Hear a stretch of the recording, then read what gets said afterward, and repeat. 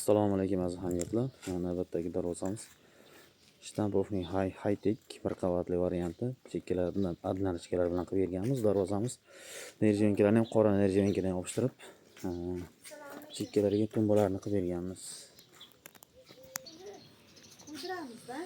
Darvozamiz bir qavatli variantida yasalgan. Bunning materiallari qalin material, taglari shivillar, ikki chekkasi 10 ga 5 qalin stenda qo'yilgan, ikki stengada o'rtadagi 6 ga 1 stengada qo'yilgan. Lislari 1-2 holatda. Tevalari gulohi holatda qilib berilgan. Teva narishkasi ham 30 cm.